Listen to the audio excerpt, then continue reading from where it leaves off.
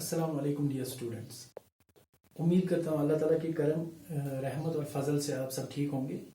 तो आज मैं अपने नए टॉपिक के साथ आया हूँ जो कि यूनिट सेकंड का लास्ट टॉपिक है, which is problems eight cash points और पीओएस।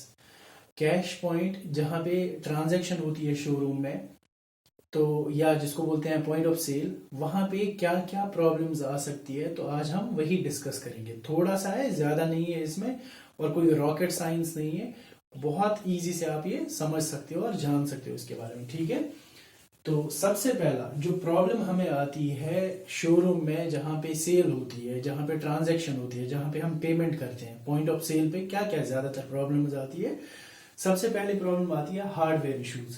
हार्डवेयर आपको पता ही होगा क्योंकि आप लोगों ने पढ़ा हुआ है, 9th में कंप्यूटर्स भी पढ़ते हैं, तो आपको पता होना चाहिए कि हार्डवेयर और सॉफ्टवेयर में क्या फर्क होता है। कंप्यूटर में मिसाल के तौर पर कीबोर्ड है, माउस है, या सीपीयू है, या यूपीएस है, या मॉनिटर है, तो या प्रिंटर है, ये हार्डवेयर पार्ट्स होते हैं। हार्डवेयर पार्ट्स उनको बोलते हैं जिनको हम छू सकते हैं। मिसाल के तौर पर ये पेन है, इसको मैं छूता हूँ, छू सकता हूँ, तो ये हार्डवेयर पार्ट हो गया, हार्डवेयर पार्ट, ठीक।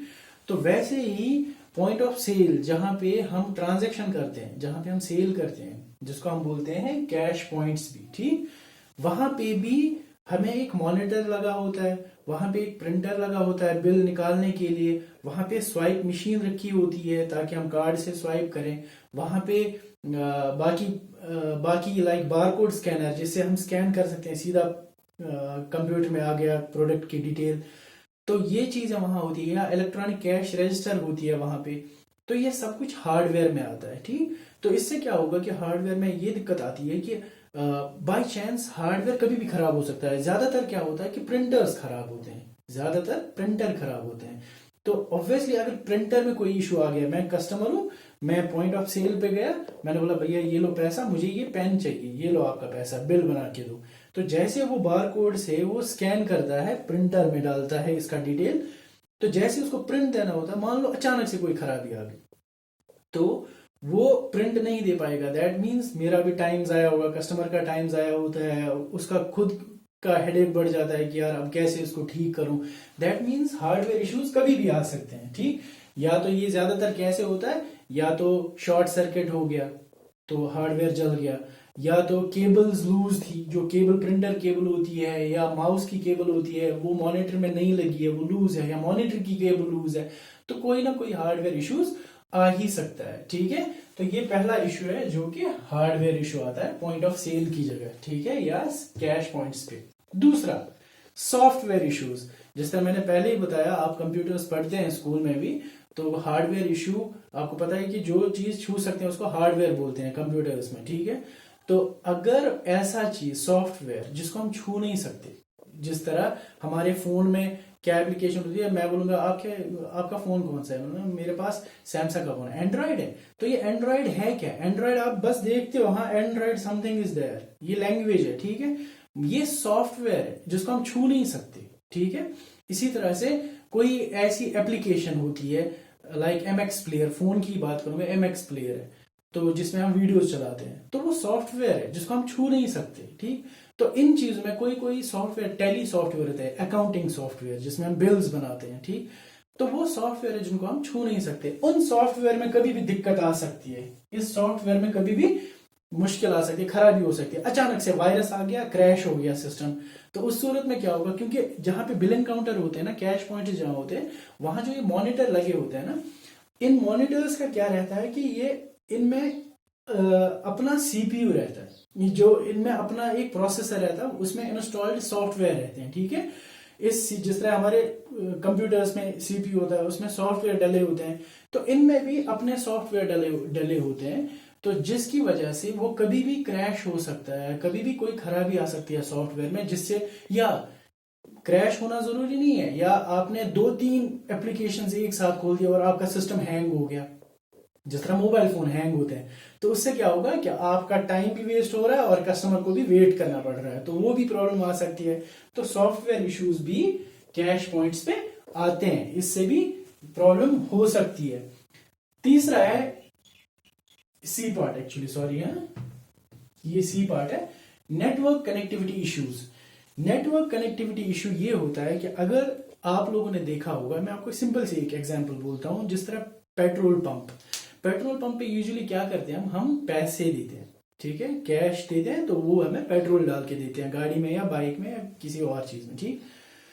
अब क्या होता है कि मेरे पास कैश नहीं है, मैं क्या करता हूँ, मैं बोलता हूँ उनको, भैया ये लो मेरा कार्ड, इसको स्वाइप करो, जितना पैसा काटना है, मान लो मुझे 500 का तेल डलवाना है तो इससे स्वाइप करो, स्वाइप मशीन लगी होती है आजकल पेट्रोल पंप्स पे, तो इसको स्वाइप करो तो आपका पैसा आ जाएगा आपके अकाउंट में। अब क्या होता है, मान लो ये मेरी स्वाइप मशीन है, तो ये वाईफाई के थ्रू, इसमें सिम लगी होती है, पेट्रोल पंप पे सिम लगी होती है, नेटवर्क कनेक्टिविटी होती है, जिससे मैंने इस कार्ड को स्वाइप किया, इस कार्ड को स्वाइप किया और यहां से पैसा सीधा ट्रांजैक्शन, मैंने डिटेल्स डाल दी, पैसा जो पेट्रोल पंप वाले जिनका अकाउंट होगा उसमें 500 ट्रांसफर डायरेक्टली होगा, और एक स्लिप यहां से, एक ट्रांजैक्शन स्लिप निकलेगी, ठीक है।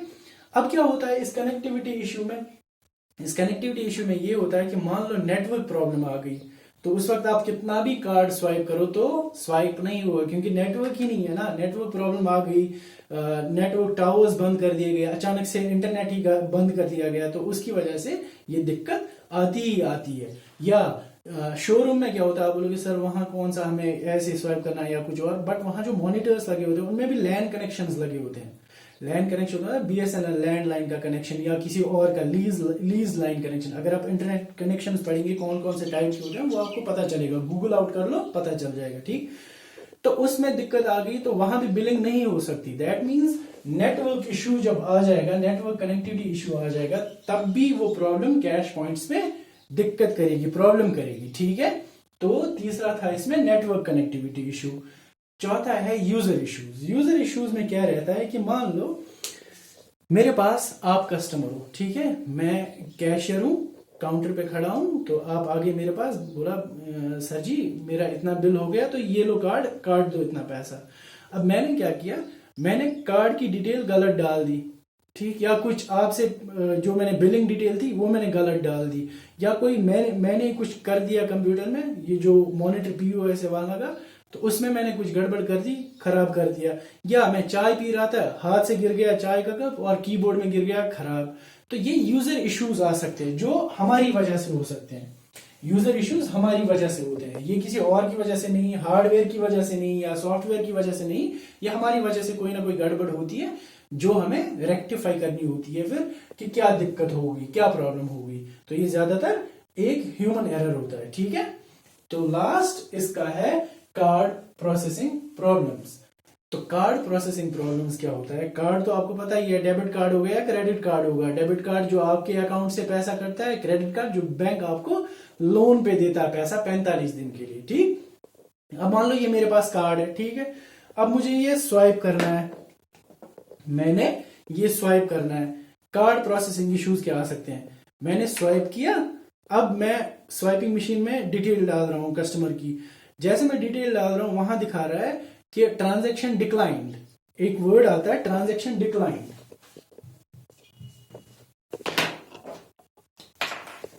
एक वर्ड आएगा ट्रांजैक्शन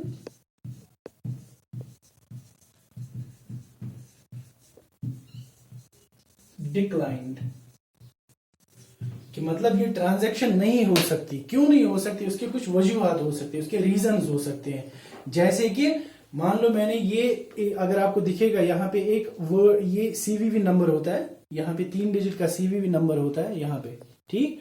तो ये सीवीवी नंबर मैंने गलत डाला होगा, ठीक है, कार्ड के पीछे रहता है ये, तो उससे डिक्लाइन हो सकता है। या फिर मैंने क्या करा होगा, मैंने कस्टमर की डिटेल्स गलत डाली होंगी, पिन गलत डाला होगा, उससे ये आपका ट्रांजैक्शन डिक्लाइन होगा। या कस्टमर के अकाउंट में, अगर डेबिट कार्ड है, अकाउंट में ही पैसा नहीं होगा, मान लो उसका 10,000 का बिल बन गया तो उसके अकाउंट में सिर्फ 2,000 है, तो ट्रांजैक्शन नहीं होगा, वो डिक्लाइन दिखाएगा क्योंकि इसमें इनसफिशिएंट फंड्स है। या अगर क्रेडिट कार्ड है तो उसका लिमिट खत्म हुआ होगा कि इसको 40,000 हमने लिमिट दिया था, इससे ज्यादा आप ये दिन में नहीं निकाल सकते, तो बस इतना ही, तो वो ट्रांजैक्शन लिमिट उसका खत्म है, तो उस चीज की वजह से डिक्लाइन हो सकता है। दैट मीन्स ये चीजें हैं, कार्ड प्रोसेसिंग प्रॉब्लम्स आ सकती है कि आपने सीवीवी नंबर गलत डाला, कस्टमर का पिन गलत डाला होगा, या कस्टमर के अकाउंट में ही पैसा नहीं है, या कस्टमर के बैंक ने उसको लिमिट खत्म कर दिया गया होगा, इस वजह से कार्ड के इश्यूज आ सकते हैं। तो ये कुछ पॉइंट्स थे जहां प्रॉब्लम्स एट कैश पॉइंट्स आ सकते हैं, कि जो हमारा कैश पॉइंट होता है या पॉइंट ऑफ सेल जहां पे हम बिल बनाते हैं कस्टमर के लिए, तो वहां पे ये प्रॉब्लम्स आ सकते हैं। तो ये हमारा यूनिट सेकंड एंड होता है यहाँ पे ही। तो बस मैं आपको कुछ और एक चीज बोलूंगा, देखो ये इतना मुश्किल नहीं है समझना, बहुत इजी है आप लोगों के लिए। यूनिट अगर मैं इसको बोलूं समझने के लिए, क्योंकि आपके पास सिलेबस नहीं है अभी, मैं आपको सिंपल सी चीज बोलूं। इसमें हमने पढ़ा यूनिट पहले में जो यूनिट सेकंड था, इसमें क्या नाम था इसका, cash service cash point, sorry service cash points. इसका मतलब होता है कि या पॉइंट ऑफ सेल, ठीक, पॉइंट ऑफ सेल पीओएस। इसका मतलब होता है कि कैश सर्विस कैश पॉइंट कौन सी जगह होती है शोरूम में जहां पे बिलिंग होती है, उसको बोलते हैं सर्विस कैश पॉइंट्स। ये यूनिट का नाम है, यूनिट सेकंड का। तो ये हमने जान लिया कि ये कौन सी जगह होती है जहां पे बिलिंग होती है, उसको बोलते हैं सर्विस कैश पॉइंट्स, ठीक है, या बोलते हैं उसको पॉइंट ऑफ सेल। ऑब्वियसली अगर मैं यहाँ खड़ा हूं, बिलिंग होती है यहाँ, तो यहाँ पे क्या होगा, पेमेंट। तो दूसरा पॉइंट क्या हमने पढ़ा था, पेमेंट, मोड्स ऑफ पेमेंट जो पढ़ा था हमने, ये इसके रिलेटेड ही है। मोड्स ऑफ पेमेंट, कैसे कैसे हम पे करते हैं, कस्टमर कैसे कैसे पे करता है, पेमेंट होगी।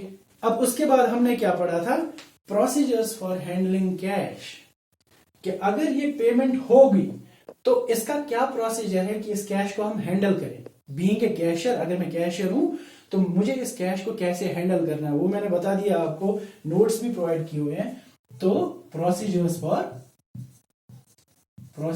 फॉर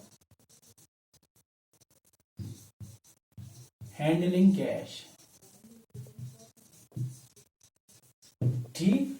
अब हमने ये भी समझ लिया कि हमको क्या प्रोसीजर्स फॉलो करने हैं ताकि जो कैश हमारे पास आया इसको कैसे हम हैंडल करें, ठीक। इसके बाद जो कैश आया ये कैसे आया, ये चेक से आया कि ये फिर क्रेडिट कार्ड से आ गया।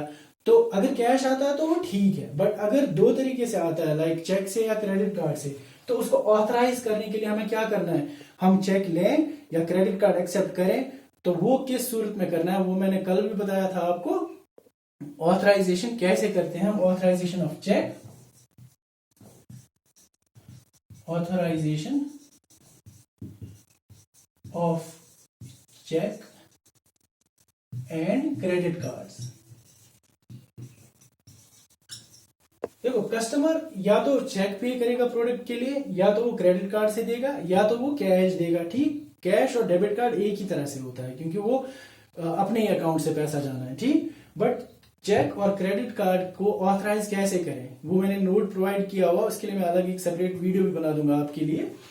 तो ये तीसरा पॉइंट था। और चौथा हमारा लास्ट था प्रॉब्लम्स, क्या क्या फिर प्रॉब्लम्स आ सकती है पॉइंट ऑफ सेल की जगह कैश पॉइंट्स पे, क्या क्या प्रॉब्लम्स आ सकती है। अब देखो ये इंटरलिंक्ड कैसे, ये एक दूसरे के साथ कैसे जुड़े हैं। शोरूम में सर्विस कैश पॉइंट्स कैसे होते हैं, ठीक, उसको कौन सी जगह होती है, जो कैशियर पॉइंट होता है जहां पे बिलिंग होती है, ठीक, ये हमने मीनिंग जान लिया, ये कौन सी जगह होती है।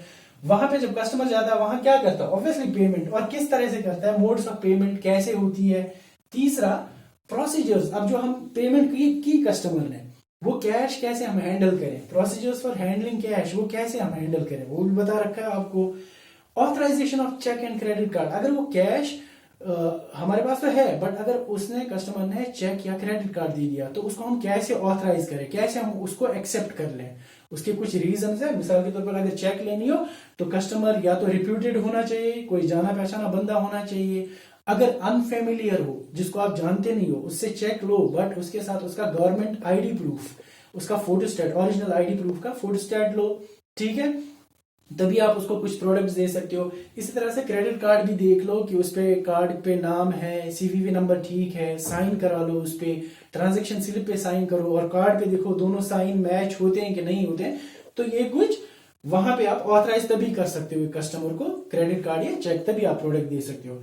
जब ये चीजें आ गई, पेमेंट भी की, कैश भी हैंडल किया, ऑथराइज चेक या क्रेडिट कार्ड भी किया पॉइंट ऑफ सेल की जगह, अब वहां पे क्या क्या प्रॉब्लम्स आ सकती है वो आपने अभी पढ़ा, लाइक सॉफ्टवेयर इश्यूज आ सकते हैं, हार्डवेयर इश्यूज आ सकते हैं, या नेटवर्क इश्यूज आ सकते हैं, या यूजर की गलती की वजह से हो सकता है। तो ये कुछ इश्यूज है जो आपने सर्विस कैश पॉइंट्स पे अभी पढ़े। ठीक है, ये था आज का हमारा टॉपिक। इसी के साथ हमारा यूनिट सेकंड भी कंप्लीट होता है। तो इंशाल्लाह जैसे हम स्कूल रिज्यूम होते हैं तो हम फिर से ये रिवीजन करेंगे इस चीज का, हम और ज्यादा अच्छे से समझते हैं। बट टिल द टाइम इस पे फोकस करो, पेन डाउन दीज वर्ड्स, अपने पॉइंट्स में रखो ये। तो इंशाल्लाह you will betterly understand it by the next time also when we will be in the school। ठीक है, अल्लाह हाफिज।